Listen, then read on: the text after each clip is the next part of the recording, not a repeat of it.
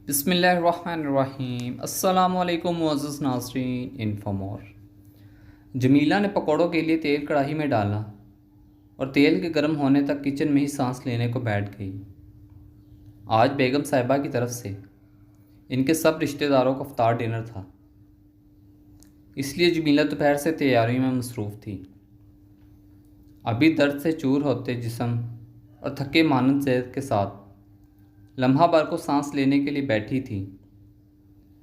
तब ही रुखसाना बेगम इंतज़ामात देखने के अब बच्ची खाने में दाखिल हुई और जमीला को वहाँ बैठे देखकर इनके माथे पर बल पड़ गए।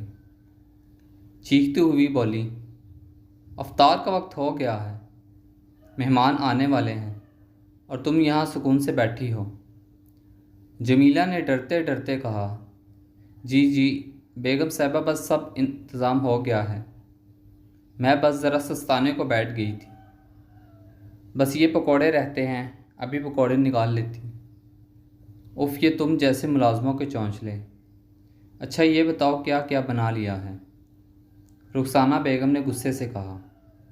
जी बेगम साहिबा, बिरयानी और खाना तैयार है, फ्रूट ट्राइफल और दही बड़े भी फ्रिज में रख दिए हैं, मशरूबात भी तैयार हैं, बस ये पकोड़े रह गए और फ्रूट रह गए।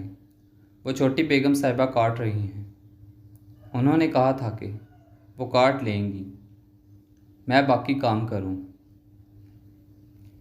क्या क्या कहा? रिमशा का तो रोज़ा है, मेरी बेटी रोज़े में काम कर रही है, मैं इससे वापस लेती हूँ, तुम ही काटना। रुखसाना बेगम चीखते हुए किचन से चली गईं। पकोड़े तलते हुए लम्हे भर को जमीला ने सोचा कि रोज़ा तो उसका भी है। वो भी दोपहर से रोज़े के साथ ही तपते हुए किचन में थी, लेकिन फिर जल्दी से सर चटक कर काम में मसरूफ़ हो गई।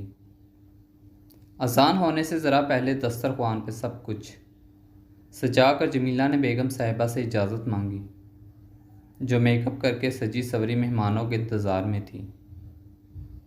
हाय, ये सब बर्तन कौन धोएगा? अभी जाना है तो जाओ, रात को बर्तन धोने के लिए लाजमी आ जाना।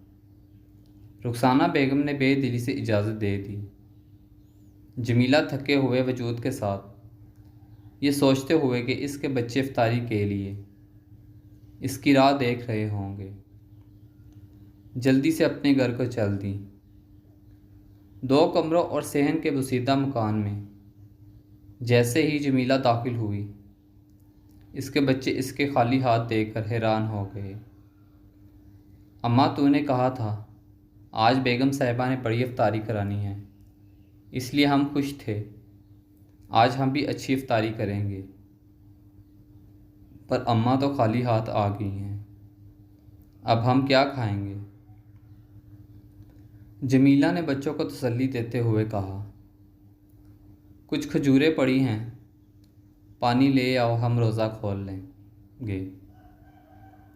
चलो जल्दी करो, अजान होने वाली है। जमीला का बड़ा बेटा कुरब से बोला, पर अम्मा, अफ्तारी सिर्फ अमीरों के लिए होती है क्या? अफ्तारी तो रोज़ेदारों के लिए होती है, हमारा भी तो रोज़ा था। बेगम साहिबा कुछ हमारे लिए भी तो भेज देती तो क्या हो जाता।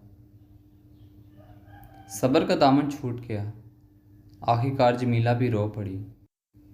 हाँ बेटा, ये अफ्तारी अमीरों के लिए ही होती है, वही सिर्फ कुछ दिनों के लिए भूखा रहते हैं, गरीब तो सारा साल ही भूखे रहते हैं।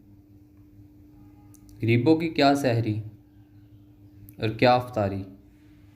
जिन अहबाब को अल्लाह ने वसी रिज़्क़ दिया है, इनमें हमसायों और गरीबों का हिस्सा भी है। गरीबों को देकर इन पर नहीं बल्कि ख़ुद पर एहसान किया करें। थैंक्स फॉर वाचिंग इन्फो मोर। अगर आपको हमारी ये वीडियो अच्छी लगी है तो प्लीज़ चैनल को सब्सक्राइब कर दें, बेल आइकन को प्रेस कर दें, ताकि आने वाली मज़ीद वीडियोस आप तक बर वक्त पहुँच सके। मिलते हैं नेक्स्ट वीडियो में इंशाल्लाह, तब तक के लिए अल्लाह हाफिज़।